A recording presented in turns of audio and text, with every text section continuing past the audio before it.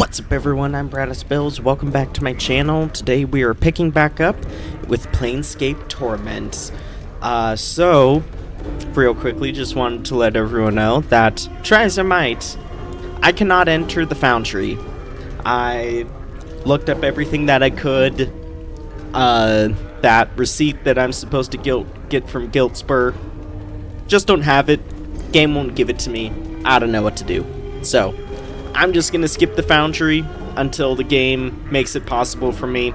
If it ever will. We'll see if it does. If not, I'm not going to worry about it. I'm just playing this game for fun anyway. Skipping all that, I am now here at the Smoldering Corpse Bar to recruit Ignus. So let's go and pick up with that. Adon. Ooh! Oh, that's the name I've kept on saying. Okay. Adon the Imagined. The man in front of you has large eyes and a thin frame. He seems confused and frightened by the rest of the bar patrons, but he looks incredibly relieved to see you. Greetings. He chuckles lightly and rolls his eyes in a "you wouldn't believe what happened to me" look that you find strangely familiar. About time, friend. I thought I might be here all day waiting for you. Do I know you? Why, yes. He gives you a peery eye. At least I think can't recall everything about you, but... He frowns in thought, then shrugs. Anyway, it's good to see you. I'm Adon. We're friends, I take it. Excellent. I could use more friends like you, it seems. He looks around in confusion, since I don't appear to know anyone in these parts, much less how I got here. Adon was just somebody I made up. I didn't think there was anyone with that name. Really? He shrugs as if not important. Well, I don't believe I made you up, so there's no trouble here. Or is there? I think, therefore I am. I think. He looks puzzled. Don't you think so? Sounds right. Say I had some questions for you, or... Actually, I don't think I intended to make you up at all. Is it possible you're nothing more than a figment of my imagination? Ooh, let's try that. Adon looks surprised, is about to say something, then suddenly vanishes into thin air. Farewell then. Interesting. Okay. Very, very interesting, huh? Alright. This crackling, billowing creature twists slowly above an iron grill upon the floor of the bar. It may have once been human, but now its skin is charred beyond recognition.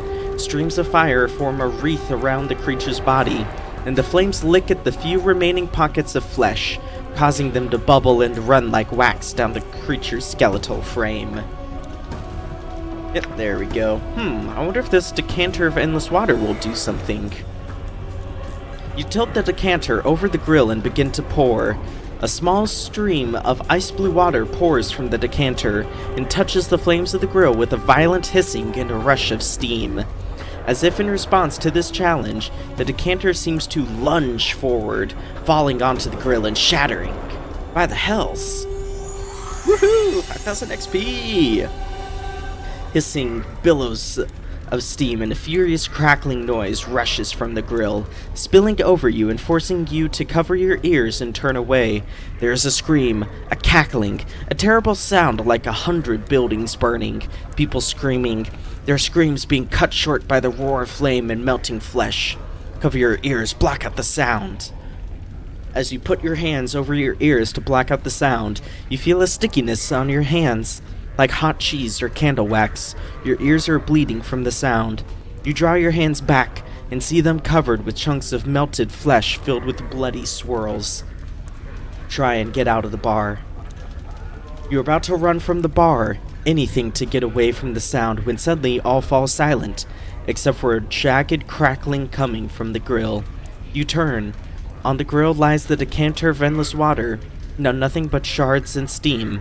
Above it is the creature, flame still trailing from its body, floating over the bar's floor.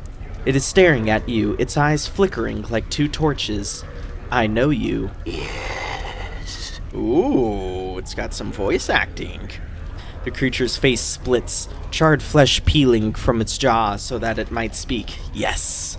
Its voice crackles, burns, roars through the creature's chest, and with every word, flakes of cinder and ash spit from its mouth and drift into the air. You can barely stand to look at the thing. The blazing radiance surrounding it is terrible to behold. Ignus? Yes, long have I slept, dreams of flames. I am yours, till death comes for us both. Alright, we shall see. Huh. Hey, and he's part of our party now. Nice.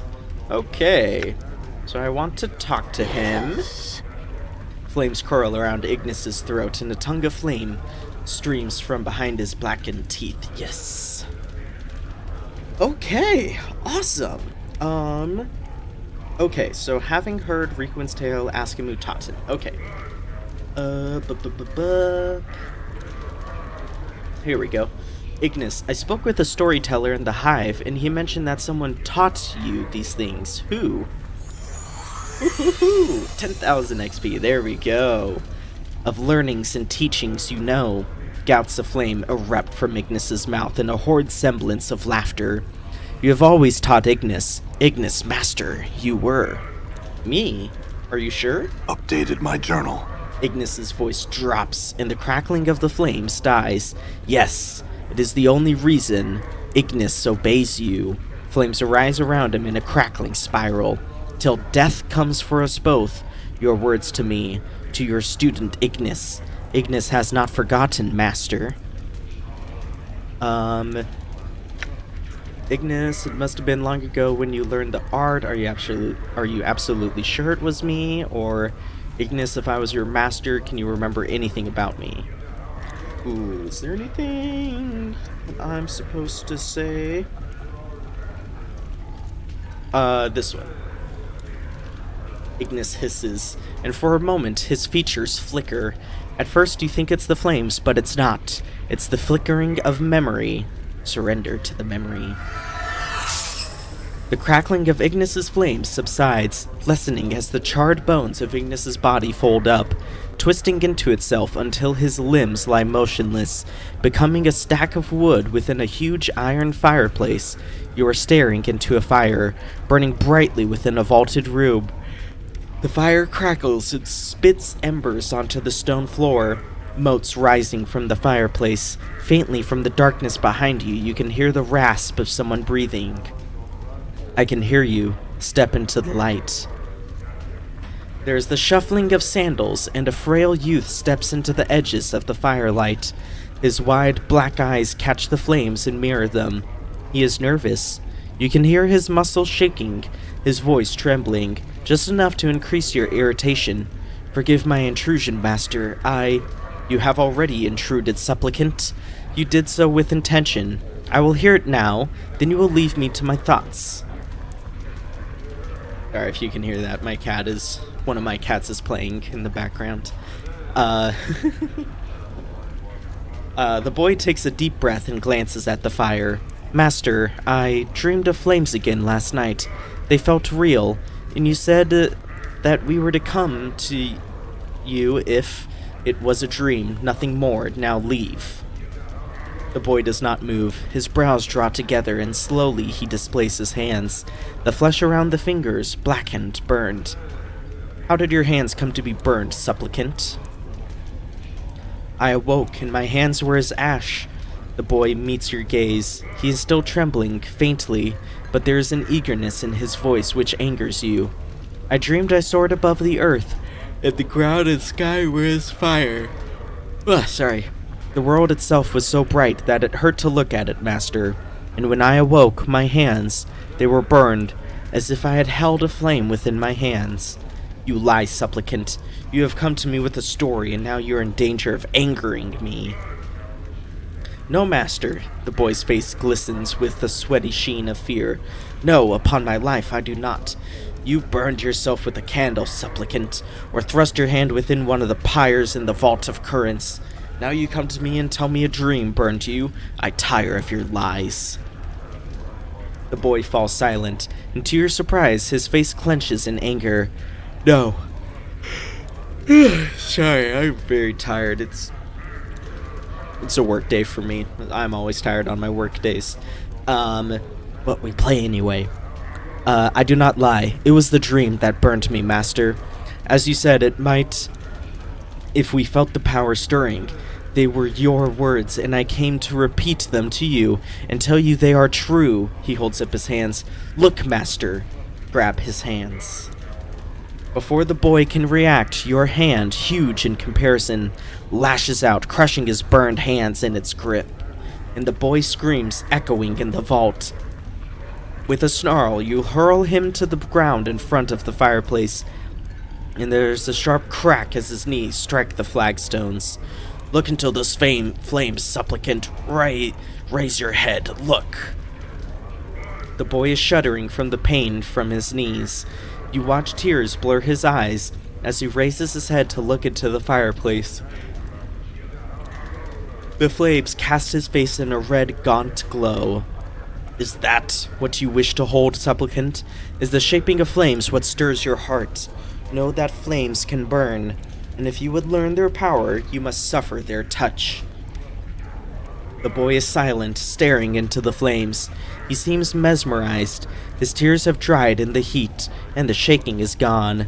The flames are his focus. He is not listening to you, and you feel fury washing over you. If that is what consumes you, enough for you to intrude upon my meditations, then I shall teach you of the shaping of flames, supplicant. Your hand lashes out and clamps onto the boy's wrist. He howls as you drag him closer to the fireplace, then thrust his hands into the coals. There's a crackling, a hissing of burning flesh, and his screams, such terrible, yet... To learn, you must suffer, supplicant. You must allow yourself to be burned by the power of that which you wield. Know its torment, and you shall know how to use it against your enemies. Updated my journal. Damn! 10,000 XP again, hell yes. Your vision clears, the memory streaming away like smoke. Ignus is hovering above you, in his head cocked to one side, and an insane blackened grin smeared across his face. Master, Ignus has not forgotten your teachings. I see. I had some other questions. Hiss. Your heart jumps as Ignus soars several feet into the air and his jaw tears open. Fiery trails spilling forth like a nest of snakes. No more talking questions. Silence. Ooh, okay. Ooh, okay. Ask him this first one. But I wish to speak of flames, Ignus, and of burning. Yay, 1500. Your words are like oil, and you watch them fill Ignus's eyes, fanning the flames you see there. Flames? Ignus drifts down slightly, the heat around him rising as if in interest. Speak, Ignus will listen. Ooh, okay.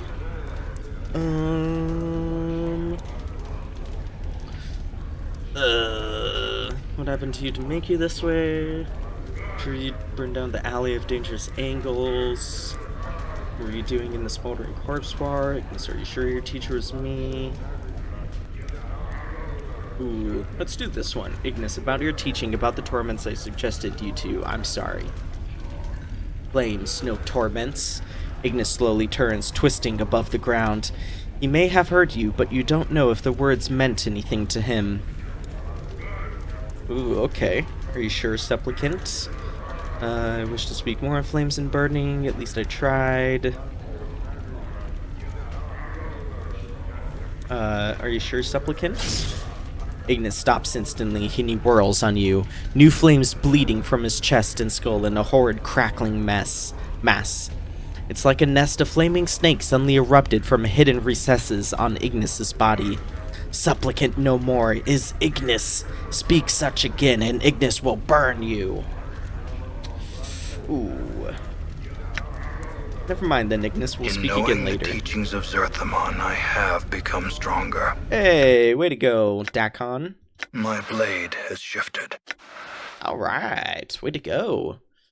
Oh, and before anyone wonders, I did distribute the rings and earrings to my followers, so now they have better armor classes and whatnot. So, just in case anyone was wondering. Okay. So now We need to say up Kip now. I need him to teach me some stuff. Which means I need I must rest. I need to be a mage. So I need to speak to Dakon again to become a mage. What is your will? Things I would know.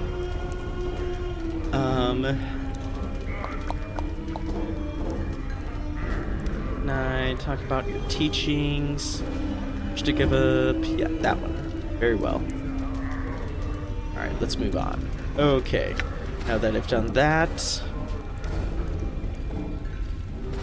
there we go. Go back to Ignus. Yes. Okay, and,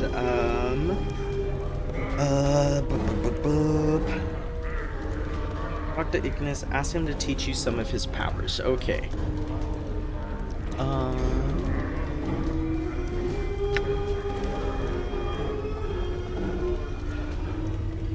What happened to make you this way?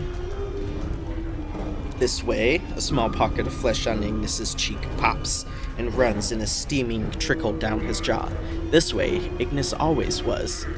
But you look human, or at least you look like you were human once. Go with this one. Ignus twists, hunching his head forward, and his body spins slowly above the ground.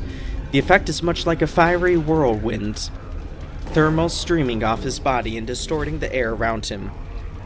Still Ignus, always Ignus. Wish to speak more of burn. As you open your mouth to speak, Ignus suddenly whirls on you. You are forced to choke back your words as the heat from his frame floods over you.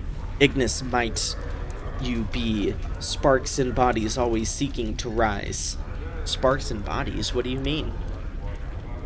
All things burn inside. Ignus's head cranes back and throws his arms wide, spirals of flame and heat traveling up his arms.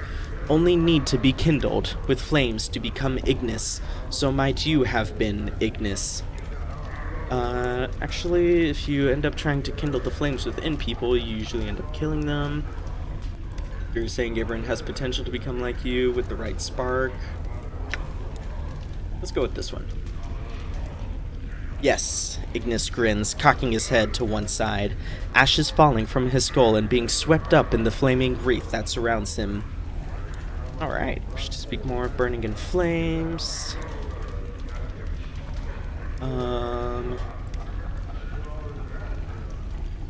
Sure your teacher was me.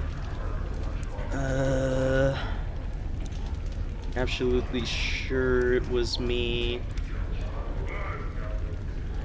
Yes, Ignus cackles. Yes, the face has changed, but many lessons you taught Ignus. Okay, how do I get him to teach me? If my face changed, how do you know? Inside all things, tiny flames. The spark, the flames, the same. No matter what the skin. Skin can bleed, skin can burn, but the inner flame remains. I wish to speak more of flames and burning. I'm sorry.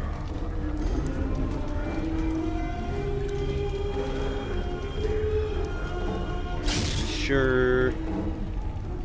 Maybe... no, that...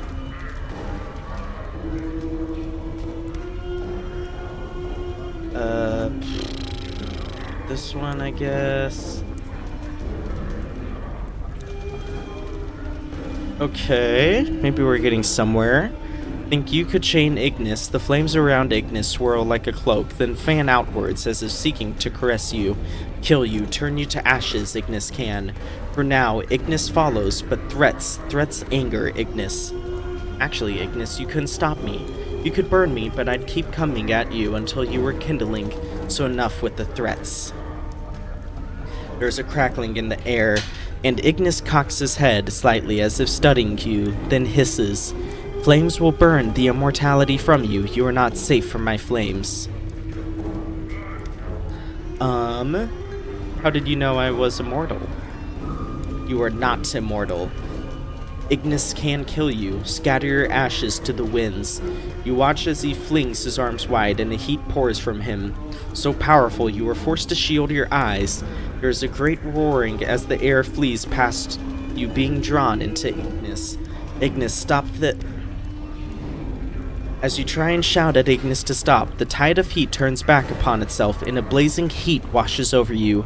You feel your flesh begin to smolder, then smoke, and the beginnings of pain. You clench your teeth, and over the pain you can hear Ignus cackling, crackling laughter. Ignus! Updated my journal. As you shout his name again, the heat dies. As you draw your arms back from your face, you see that your skin has blackened from where Ignus burned it, and Ignus is watching you hungrily. You know more than anything that whatever Ignus is, whatever power that has embraced him, it has the power to destroy you. If his flames were to kill you, there would be nothing left of your body. Oh. Had enough of you, Ignus. Perhaps you can kill me, perhaps not. I'm willing to put it to the test. Very well, Ignus. We shall speak later then, you and I. There we go. Okay. Currently I switched myself to fighter instead of mage, but now I'm a mage, so there we go. Ignus, your mastery of the art, can you teach me any of your powers?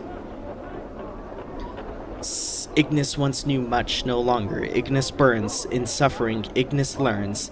A tiny flame gusts from his mouth, like laughter, and a stream of embers spits forth. Suffer, learn. I am willing to suffer for such knowledge. As you are about to speak the words, you feel a crawling sensation in the back of your skull, and you are suddenly struck with the certainty that the knowledge Ignus is to teach may permanently scar you, but you don't know how. You know this. Repeat, I am willing to suffer for such knowledge. Suffer. Flames flicker eagerly along the edges of Ignus's mouth, spiraling up along the melted ruin of his face. Burn. Pieces of self are burned away. Ignus may still teach much. I wish to learn, Ignus. Can you teach me some of the art? Where flames once burned, one may send them again. Before you can react, Ignus's claw lashes out and clutches your finger with a greedy hiss. He burns it, and through the searing plane you close your eyes and scream. Hey, 6,000 XP. Alright. You force your eyes open to see the burning mass of your hand from where Ignus touched it. He floats above, uncaring, cradling your finger, then snaps the tip off, leaving just the base. He hisses, cinders and ash drifting from his mouth, and he flicks the charred remains of your finger back to you. Ugh, what did you do? Updated my journal. Teachings. Ignus cackles, the sound now strangely painful to your ears. To learn, one must suffer. Ooh, okay. Okay, so apparently I learned, Seeking Flames. Cool. Okay, and I can learn more. Yeah, screw it, let's do it. I wish to learn more. Suffer.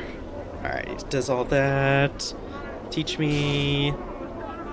Blah blah blah. Close your eyes and scream. Hey, 12,000 XP. Nice.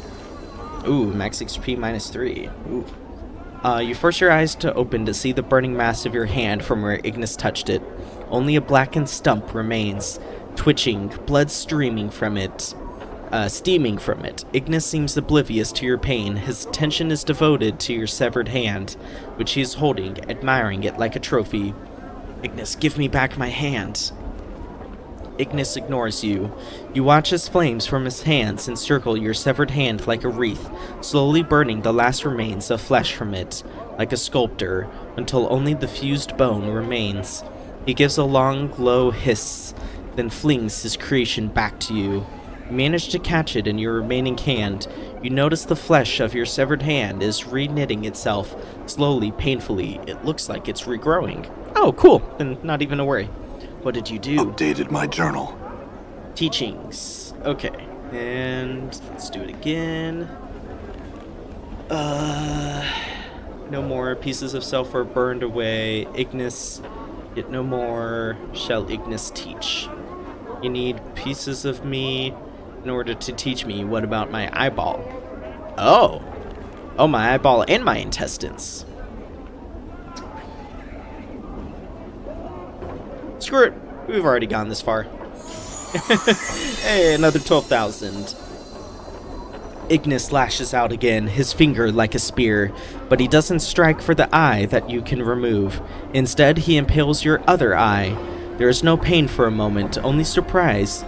Then you scream as Ignus lets loose a stream of flames into your socket. They seem to eat into your skull. The hiss of burning flesh fills your nostrils and smoke clouds your vision. I feel stronger. Hey! Which means I leveled up. Hey. You force your eyes open through your bloodied vision, yet only one eye opens. You can barely make out Ignus, hovering in the air in front of you, his hands cupping a small orb of flame in his hands, your eye seemingly untouched by the heat.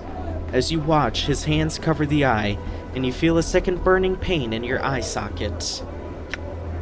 And suddenly, even through the searing pain, you can see correctly again. Ignus opens his hand, and within it, you can see the ruined mass of your eyeball, barely recognizable, yet your eye is still in its socket. He cackles, and with a breath of flame, the eyeball rises from his grasp, and drifts over to you, like a flake of ash in the air. Take the eyeball, your eyeball. Updated my journal. Alright. Willing to suffer, teach me anymore. My intestines. Hey, 24,000. Let's go. Ignus cocks his head as you hold up your intestines. Then he suddenly swoops in and snatches it from your grasp. Holding it, he strings it between two hands like rope, and he hisses to himself. You watch the intestines steam as he holds them, turning black, and you feel a slow, burning pain in your abdomen. Ignus strings out the intestines, handspan by handspan, and as he lets each length fall from his grasp, it starts rotating around him like a spiral, snaking in a slow pattern, each portion being roasted by his flames.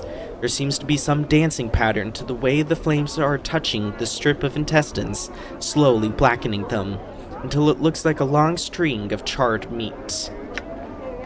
The burning in your abdomen makes you wince, but it's nothing compared to the pain you felt when Ignus charred the other portions of your body. You watch your burning guts spiral in Ignus's flames. Then suddenly, they gutter out, and they fall into Ignus's hands. He gives a hiss and throws them to you. Much power is in an immortal's organs. Take the charred intestines. Updated my journal. Whew! You hold your charred intestines in your hand. They look like a blackened rope. Ignus hovers above you, tiny motes of ash drifting from his burning, emaciated frame. Whew! Alright, there we go. Nice. Okay, cool. Well, I've officially now learned everything that I can from Ignus. So, at least according to my guide, I don't really need him anymore. So I can let him go. And you know what? I feel stronger. To be fair, it does give good reasons for me doing so. Namely that, at this point, all he really does is just like take up XP that could be going to me and other characters. So yeah, I'm kind of feeling, let's put that point in intelligence. Yeah, it sounds good. So I think I will go ahead and let him go. Rest party, no, reform party, there we go. Oh, that's for me, okay. Yeah, so let's go and remove Ignus. Are you sure you want to remove this character from your party? Yes. I will wait for your return. Oh. Okay. Done. Whew. Yep, he's just waiting right there now. Nice. Alright. Well, if I ever need him, he'll be back. But for now, let's head back to the lower ward. Okay, so now that I'm back here, I need to talk to Yomi's messenger? Guess that's how their name is pronounced. The slender young man approaches you wearing a somewhat worried expression. 1,000 pardons, sir, but I am looking for a certain man, and I think you might be able to help me. Oh, how so? I am a messenger, sir, who seeks a man it said cannot die, a scarred man, for whom death is nothing but the most trivial of annoyances. You match the admittedly vague description I was given, sir, and I had wondered if you were he.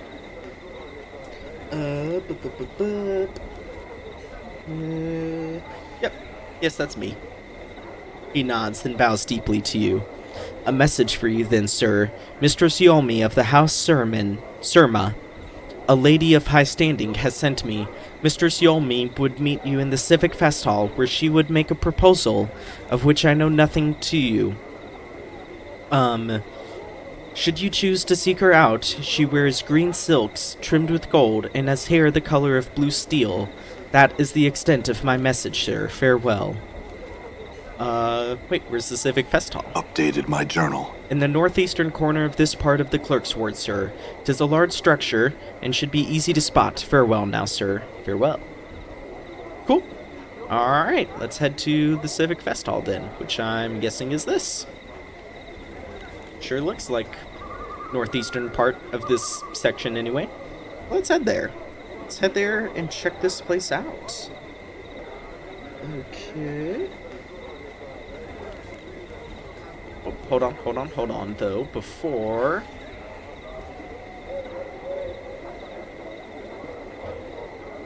I do that, though, there is someone else I'm supposed to talk to.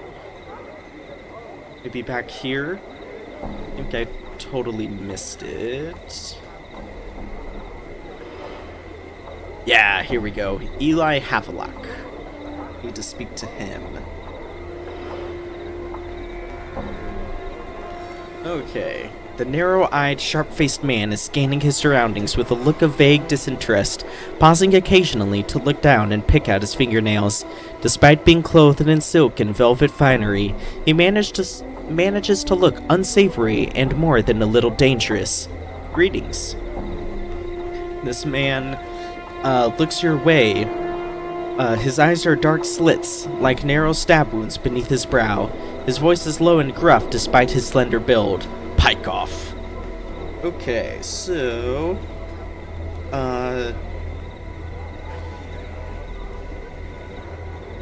Okay. Do not respond in kind. To provoke him into a fight, which is not something you want to do. Okay, so... Don't give him back the energy that he's giving me. Okay. Ask him whether he's simply there to be surly. Okay, alright. Not yet. I had some questions. You think I wander the ward looking for strangers to spill dark for? Now pike off. Why are you here then? To be surly with passerby? Heh. He stands quietly for a moment, then breaks a crooked smile. That's good, that. He considers for a moment. I'm a tutor at the Civic Festhall. Name's Havelock. Eli Havelock. As a veteran scout, I teach the art of subterfuge. Ooh.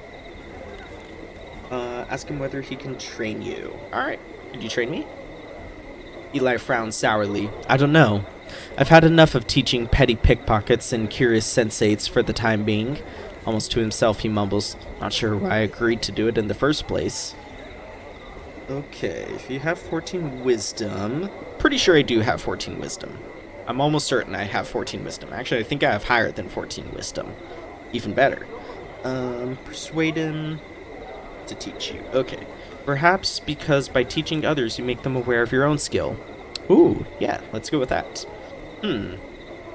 At the same time, you defend the nobility of your skills by assuring them that they're no common thief, but a scout and spy, a master of subterfuge.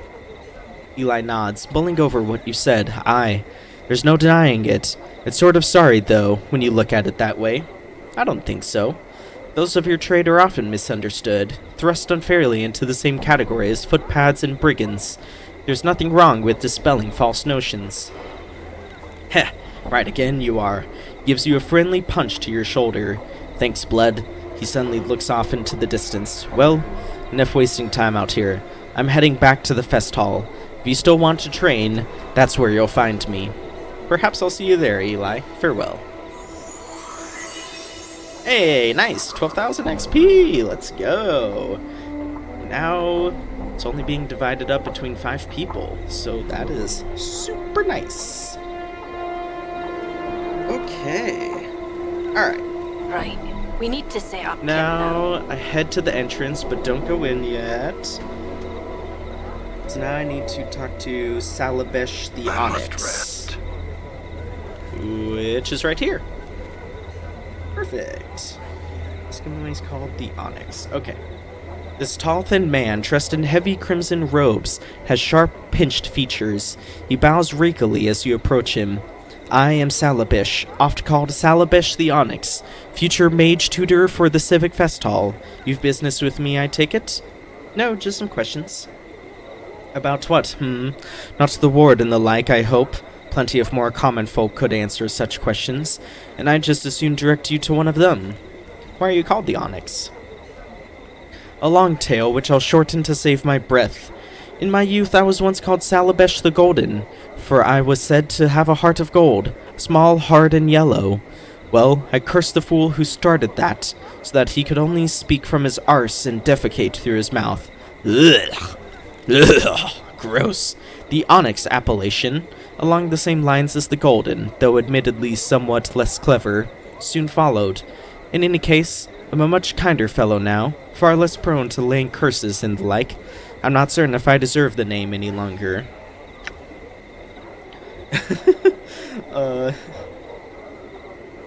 You cursed him so that what? Oh yes, you heard right. Salabesh sighs happily and chuckles to himself. That sort of thing is why I'm known as the Master of Curses, you know. I had another question. Okay. Oh, do you know of a cursed man called Reekwind? Updated my journal. Reek. Salabesh's eyebrows suddenly dart up. Oh yes! Jumbo Murdersense cursed that man.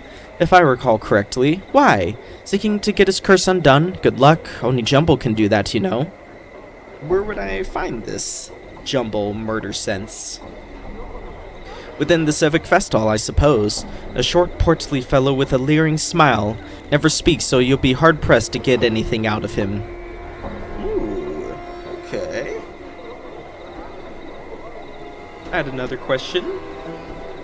What did you mean by future mage tutor of the Festhall? Updated my journal. It's a prestigious position to be an official tutor in one of the Festhall's training chambers. It's my intention to one day take the position of mage's tutor, but the title's currently in the possession of the Lady Thorncombe. If only I could somehow prove that I'd be a superior tutor. Alright, that's all I wish to know. Farewell. Alright, let's head on in now. Ooh, alright. Civic Festhall Splitter. Like Master Splinter from TMNT? No way! Hey, and there's Yomi. Awesome, I need to talk to you anyway. This stern-looking older woman seems to be looking for someone. Her eyes fix upon your face as you approach her. You there, might I have a word with you? Yes, you're Yomi, correct? I spoke to your messenger. Updated my journal. I am pleased to meet you then, she gives a slight bow. I would make you a somewhat unusual proposal, though you must admit you are an unusual man. I will give you 1,000 copper commons for your permission to kill you. Are you open to discussion on the matter? Charisma is 16. Oh. Okay. But why? Yomi doesn't bat an eyelash, but why not? I thought it might be an interesting experience, paying someone for the privilege of murdering them. When I first heard rumors of your existence, how could I resist? So what is your answer? Shall we discuss the matter in greater detail? Yeah, let's work out the details. After a short discussion, it comes down to the following terms. Yomi will pay you 2,000 copper commons. Yes! In return, you will allow her to drive her dagger into your heart. She will wait for you to awaken, at which point she will give you the coin. Do you agree to this, then? Yeah, let's do it. The affair is over in moments. She's already cleaned her blade and put it away by the time you've recovered. After picking yourself up off the Festhall floor, Yomi hands you several rolls of copper coins while you rub your aching chest. Somewhat disappointing, I must admit. Ah well, coin well spent nonetheless. Farewell. Yes, farewell. Updated my journal. Damn, alright. Just like that, 2,000 copper richer. Nice. Oh, I didn't even... Oh, that looks gross. Lausuber. Ugh, gross. Okay, let's copy spell. Hey, nice. Okay, so I actually have use for all these. Ah, cool. Alright, neat. No, nice. Nice. Glad I found out the use for all that. Cool. Blade of the Immortal. 2 to 3 piercing. Bone daggers, 1 to 6 piercing. Let's go ahead and make sure we have got that one equipped instead. Okay. Alright, so we talked to Yomi. It couldn't hurt you to say a few words to me, Fiendling. Oh, aye, it could. Hurt you, that is. Alright, guys, whatever. So next, I need to go find someone... Mertwin the Headless. Okay. All right. Oh, right here. Perfect timing. It's clear that there's something very wrong with this man. The way he lurches about, bumping into things, staring off blankly into space. As you approach him, you at last realize his plight. He's headless. The thing on his shoulders is merely a skillfully carved wooden prosthesis, a false head. Greetings. The headless body stops fumbling for a moment and pauses. Its hands begin to reach out as if trying to feel exactly where you are. What should I do? Try to let him touch you. Okay, let it touch you. After a moment, its finger brushes your forearm. It clutches your arm and follows it up to the shoulder, then your head. As it feels your face and head, its hands brush your neck as if it were checking for something. Finally, it grabs your hand and shakes it vigorously in greeting. You notice that its skin is cold and slightly clammy. Can you understand me? The figure makes a series of hand motions, then waits for a response. It seems like it's asking a question. What? I don't understand. The headless body taps its foot for a moment, scratching at the chin of its prosthetic head. Suddenly, it raises a finger as if struck by an idea. It points at you, then at the eyes of its wooden head, then at you again. It then indicates its wooden head with both hands, shrugs, and points at you. No, I haven't seen your head anywhere. The headless body shrugs, slumps a bit, and turns to amble off. Okay, so I need to be on the lookout for his head then. Alright, cool. Alright. Head to the room east of the ornamental throne. Which I take it is this up here. So the room east of it. So this one then. Okay. Look for Quisai. This person. Alright.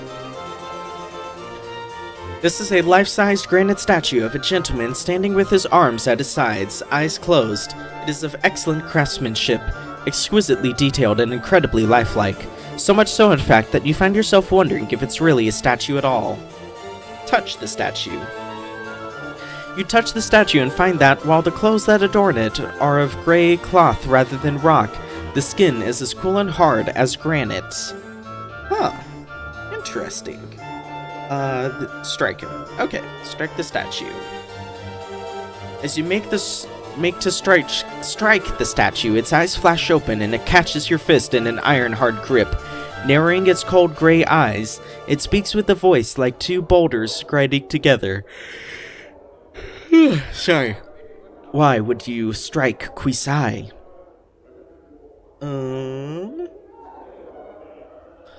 Forgive me, I only meant to see if you were truly a statue. He nods slowly, frowning. You are forgiven. However, one feels you are lacking patience.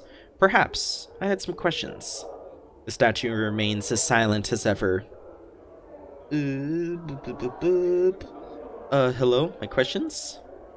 There's still no response. Wait for a response. There's still no response. You get the sense that Quisai might be testing your patience. Keep on waiting. A few minutes pass and Quisai still has failed to respond. Wait quietly for a few more moments.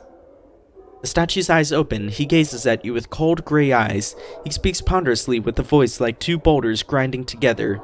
Your patience is noted. Quisai would speak with you now. Hey, nice. Mort rolls his eyes and makes a gagging noise. Powers, no, not another Burke that talks like this. Alright, so what do I need to talk to him about? Ask him what he was meditating on. Okay, I had some questions about you. What is it you were meditating upon when I first found you? Quisai meditates upon the Way of Stone. The Way of Stone?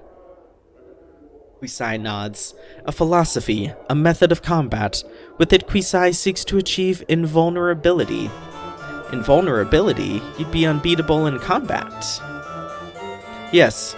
Now the way is not yet perfect. Quisai will make it so one day. Quisai knows this. Can you tell me what you've discovered so far? Quisai nods. No one has asked Quisai to share his knowledge of the way. Quisai shall do this now. He begins to speak at length, slowly and carefully. Listen and learn the Way of Stone. Updated my journal. Alright. Hey, armor class... Oh, armor class -1. What the hell? Why? After hours of listening and many, many questions, you come to understand what little of Quisai's Way of Stone he can teach you. In combat, you will use it to resist and deflect your enemy's blows, improving your armor class. Wait, what? Why did it go down then? Or did it go up? I'm confused. I'm very confused. Alright. Oh, it is a +1. Why did it say decrease then? Interesting. Had some other questions about you.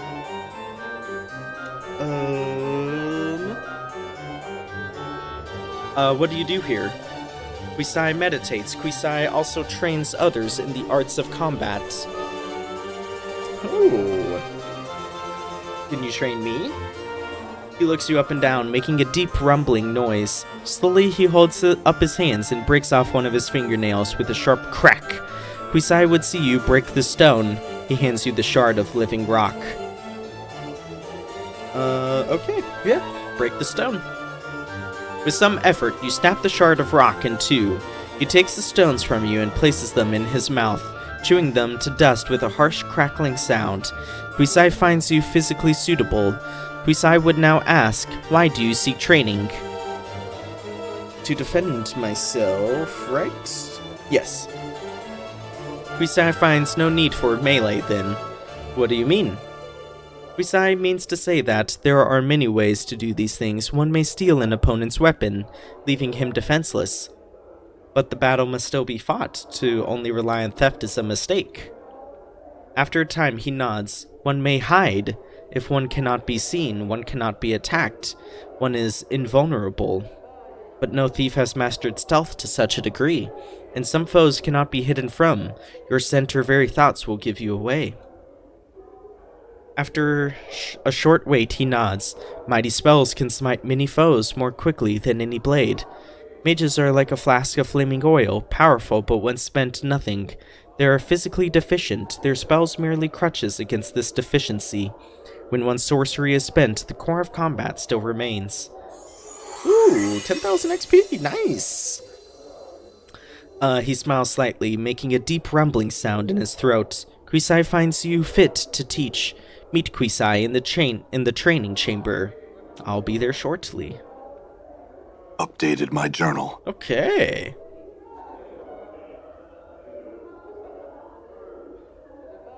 Damn, okay then. Right. We need to set up Kip now. Okay, cool. Okay, next I need to I talk must to rest. Montague, who does not appear to be in here. So let's head to the next room down. Oh, no, he's right here, actually. Montague. This handsome young man seems lost in thought, his brow furrowed and a slight frown upon his lips. Greetings. And to thee, sir, hail. What dost thou wish of me? Are you Montague? I need to speak with you about Juliet. Oh yeah, that's right. Oh? He gives you a puzzled, slightly suspicious look. I overheard her speaking at the brothel. She's having an affair, you know. Oh. Should I say that?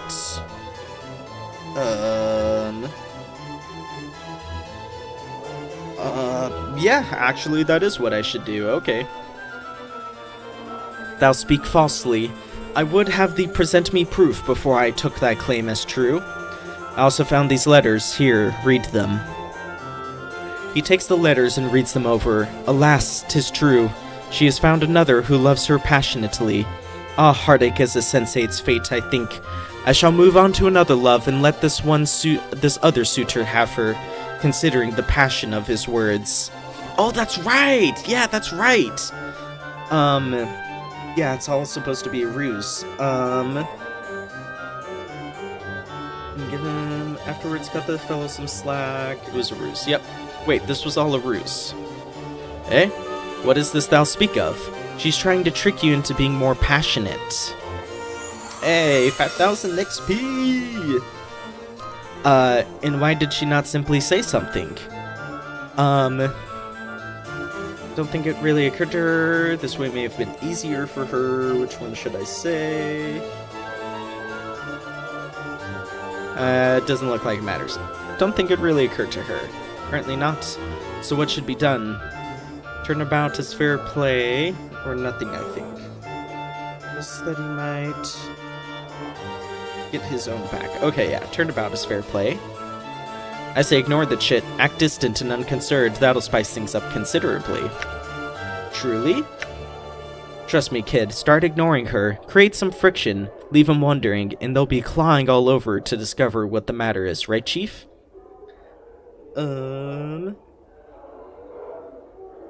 Agree with Mort. Okay.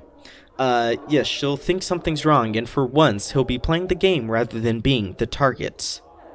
Aye, I like the sound of that very much. Good looks. I hope it works out. Farewell. Ooh, and another 5,000. And farewell to thee, sir. Now I've some things to attend to. Should we meet again, we might speak more of the matter. Montague bows and turns to go. Ooh, alright. Okay, now... need to talk to Jumble Murder Sense. Hey, there they are, Jumble Murder Sense. Whew, okay, finally. This short, balding man's orange tunic and rather sizable gut give him the look of a walking pumpkin. He is absent-mindedly patting his large paunch with a slow rhythm, as if it were a drum. The man's odd, crooked smile and a strange gleam in his eyes make him look a bit mad. Greetings.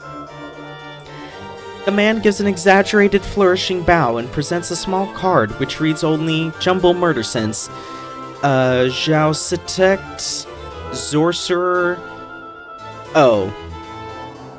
Exaucidec, Exorcer, Extraordinaire. Okay. He then snatches the card from your grasp and proceeds to eat it, grinning wildly all the while. Mort whispers. Somewhere an asylum is one barmy short. Okay.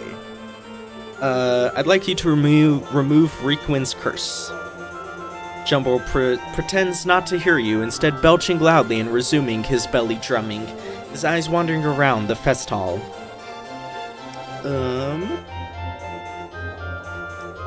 Threaten to hurt him if he doesn't. Okay. Is there anything I could do so that you'd remove his curse, Jumbo, before I'm forced to hurt you? Let's bluff. Jumbo raises one eyebrow and takes a step back. He opens his mouth abruptly and, though his lips or throat don't move to shape any words or sounds, a torrent of incomprehensible babbling begins to pour forth. What the? Updated my journal. Jumbo shuts his mouth and the babbling ceases. He peers at you through narrowed eyes, a self-satisfied smile on his pudgy face. Suddenly, you hiccup, and hiccup, and hiccup, and hiccup again. Jumbo Murdersense merely turns his head and waves you away. Uh-oh, looks like you just got a curse thrown down on you, Chief. Ooh. Okay. Versus you. Okay, need to go...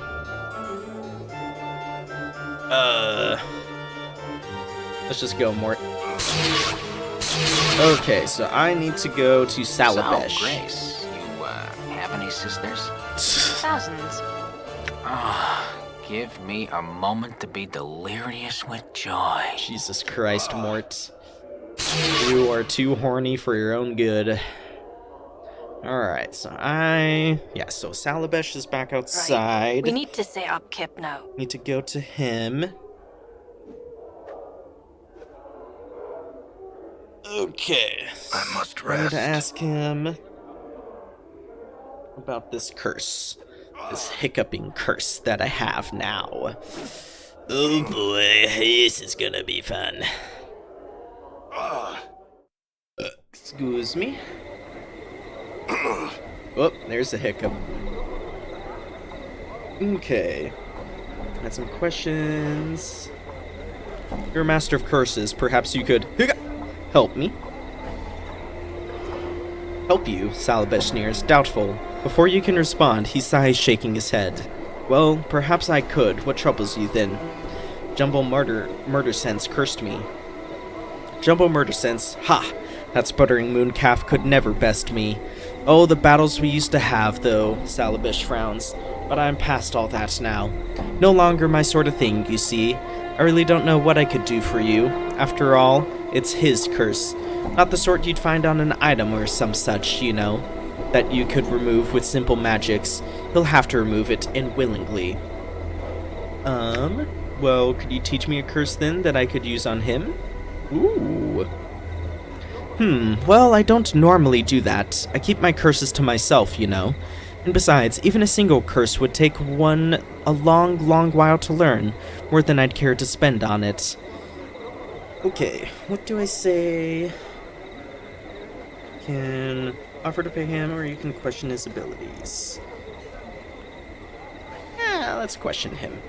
Perhaps you're just worried that your curses aren't good enough to best him anymore. You what?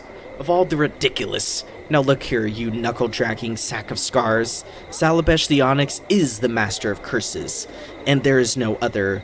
Why, I could give you but a single phrase that would render that nincompoop's cursings wholly impotent. Purse your lips. Look skeptical. That's it. You've made me do it. Salabesh utters a short string of impossible syllables, words of power, which you note mentally for later use against Jumble. There. See what that does to him, and tell me Salabesh the Onyx isn't the master of curses then. Thanks, Salabesh. I'll do that. Farewell. Updated my journal. Hell yes. Tricked him into it. Works every time. 80% of the time, it works every time. Hell yes. And I'm just continue to hiccuping. Oh god, okay. Alright. I need to return to Jumble Murdersense. Oh, he's right here, even better. Perfect. Come here, Jumble. It's time to return the favor. Jumble frowns at your appearance, biting his thumb in your direction and waving you away. Throw the curse Salabesh taught you at him. Jumble stares at you with a somewhat skeptical expression as you speak the arcane syllables of Salabesh's curse. After a moment of awkward silence, the Exalcitect mage notes that nothing seems to have happened, and an evil grin spreads across his face. He opens his mouth to retaliate with another curse of his own, only to realize he has no voice.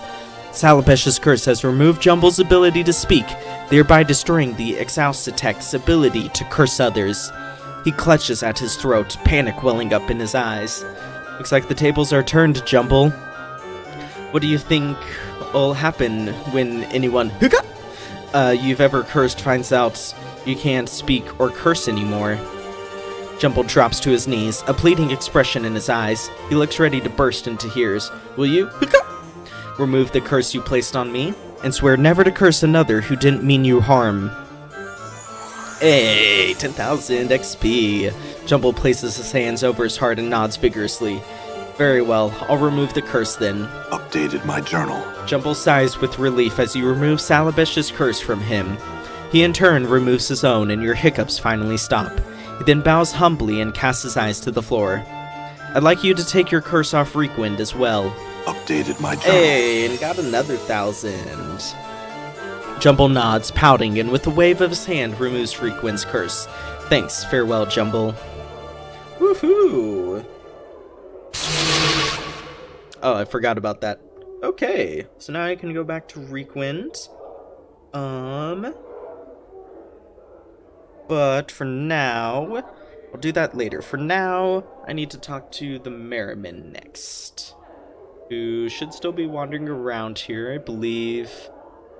Goes around like this. Oh, there he is.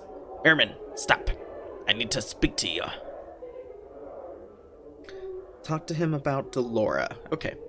This man looks like a bitter, cantankerous old codger. His mouth is twisted into a frown that becomes even more severe as he notices you coming his way. Merriman my name may be, but merry I am not. Off with you, young one. No time for the likes of you. He goes into a fit of coughing from the exertion of shooing you away so loudly. Wait, Delora wanted me to speak with you. Merriman eyes you suspiciously. That's so? About what, eh? Well? She says that you're her first love, and that so long as you hold the keys to her heart, she'll never be free to love another. She told you that, eh? I'm surprised. Perhaps leaving her under Mistress Grace's tutelage did what I couldn't. Started to develop her feelings. In any case, he pats a pocket on his tunic. I won't just give the keys to you. Okay. Huh.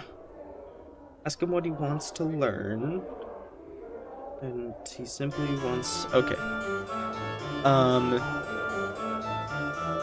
Wait, those are literally the keys to her heart? He nods. That they are. Delora's a construct. Didn't you know that? A creature of sorcery and clockwork mechanic she is, and one of my finest creations. Merriman sighs, but cold, without emotion or character. I brought her to the brothel and set her so that she could not leave, in the hopes that the constant contact with so many others would begin to develop her own personality.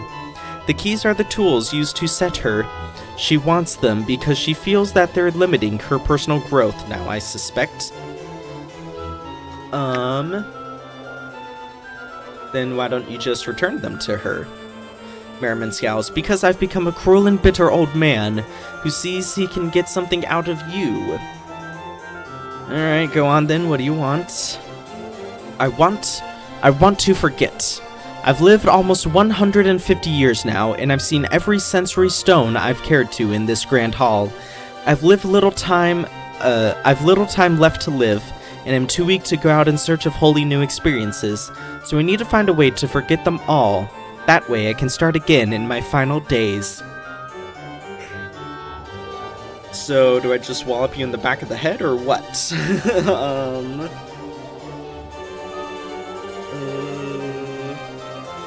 Updated my journal. No, you bloodthirsty lummox.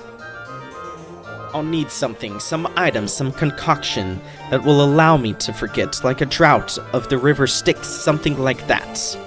Right, I'll return if I find something. Farewell.